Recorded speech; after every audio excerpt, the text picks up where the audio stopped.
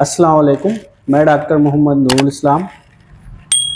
आज मैं आपसे फंगल इन्फेक्शन में होने वाली कुछ गलतियों के बारे में डिस्कस करने जा रहा हूं, जो अक्सर लोग करते हैं।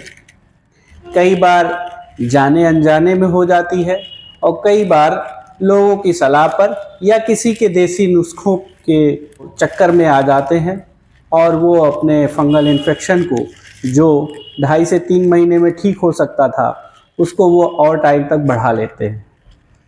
तो मेरी आपसे यही सलाह है कि अपना इन्फेक्शन जो भी आपको हो रखा है उसका खुद से इलाज ना करें। बेहतर है किसी स्किन के डॉक्टर को आप दिखाएं, प्रॉपर ट्रीटमेंट लें, जो भी दवाएं बताई जा रही उस दवाओं को लें, जो भी आपको परहेज बताया जाए या जो भी प्रिकॉशन बताया जाए आप उसको लें। फिर आपका जो इन्फेक्शन है वो 2.5 से 3 महीने में ठीक हो जाता है। ऐसा नहीं है कि इन्फेक्शन एक बार ठीक हो गया दोबारा नहीं हो सकता है।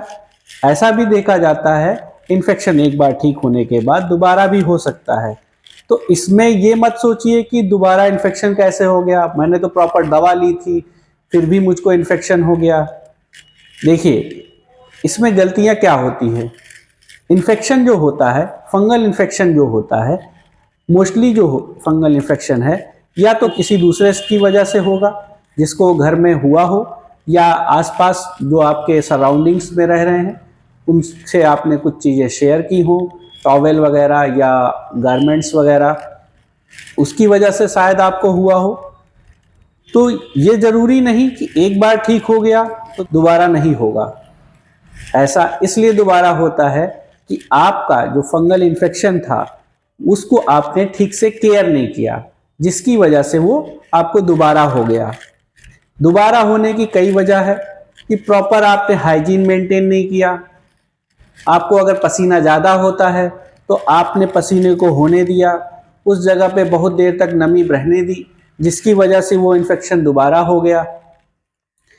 मैं आपसे ये बताना चाहता हूँ कि अगर आपको आपका इन्फेक्शन बार बार ऐसा हो रहा है तो आप उसके रूट काज को जानिए, क्योंकि फंगल इन्फेक्शन जो होता है मॉइस्चर की वजह से होता है।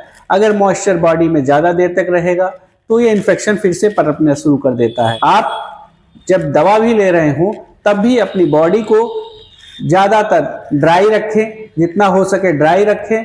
अगर आप मेहनत वाला काम कर रहे हैं तो बेहतर है आप जब भी घर पहुँचें या काम से जब भी घर जाएं तो आप अपने गारमेंट्स वगैरह को चेंज कर लें, अगर मॉइस्चर उसमें बना हुआ है तो, और अपने बॉडी को जितना ड्राई हो सके उतना ड्राई रखें ताकि ये इन्फेक्शन जल्दी से जल्दी ठीक हो जाए। क्योंकि कई बार होता है लोग दवाओं खाने और लगाने की दवा पे ही इस चीज़ को छोड़ देते हैं कि मैं दवा खा रहा हूँ और लगा रहा हूँ अब तो मैं ठीक हो जाऊँगा। नहीं, ऐसा बिल्कुल भी नहीं है। हाँ, दवाएं एक लिमिट तक आपके ऊपर काम कर रही हैं, मगर आपको अपनी बॉडी का भी केयर करना पड़ता है। अगर आपका मॉइस्चर बना रहेगा तो वो जो इन्फेक्शन है उसमें जो कीटाणु है वो हो सकता है 95-90% तक वो किल हो जाए।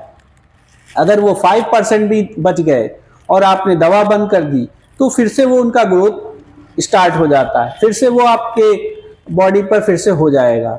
ऐसे में आपका ट्रीटमेंट जो 2-2.5 महीना 3 महीना में ठीक होने वाला था फिर से वो लंबा चल जाता है।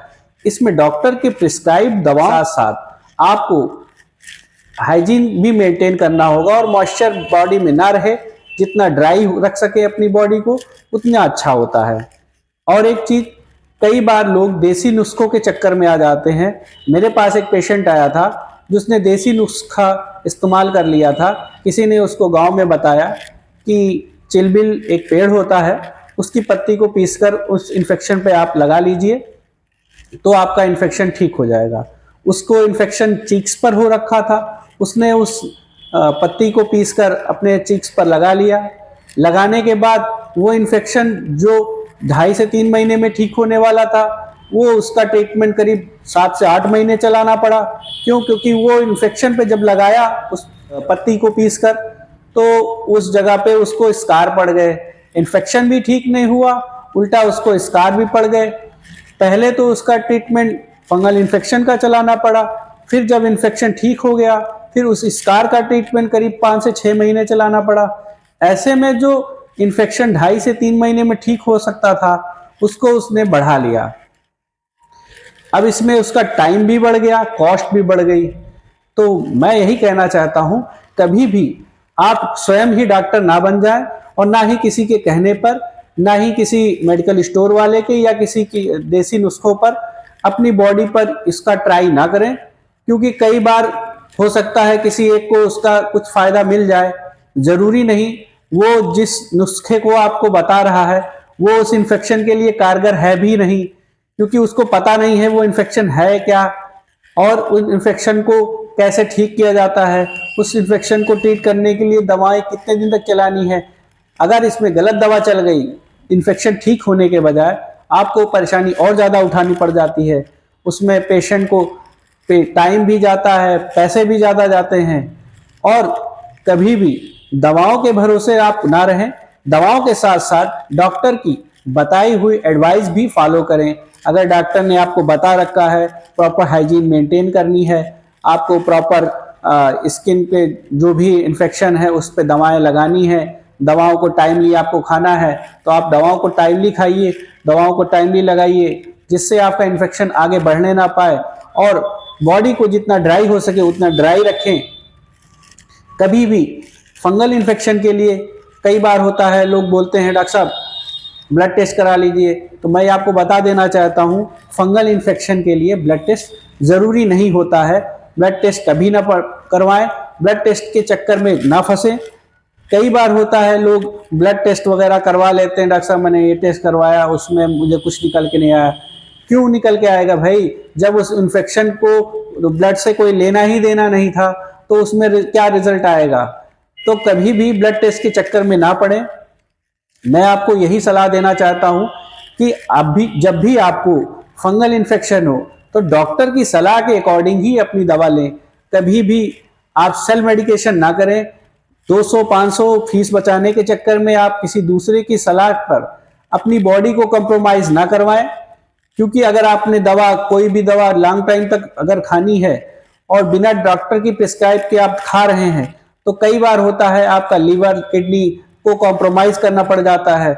ऐसे में शायद वो आपका ट्रीटमेंट जो है वो पता नहीं सही चल भी रहा है कि नहीं चल रहा है, और ठीक होगा भी कि नहीं इसकी कोई गारंटी भी नहीं है। किसी आपने जिसके बताने पे उस ट्रीटमेंट को स्टार्ट कर लिया, उसको ये नहीं पता होगा कि इस ट्रीटमेंट को बंद कब करना है, कितने टाइम के लिए चलाना है।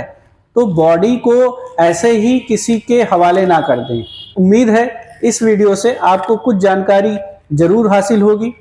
आगे भी ऐसे ही स्किन से रिलेटेड वीडियो के लिए मेरे चैनल को सब्सक्राइब करें, लाइक करें और शेयर करें। अस्सलाम वालेकुम।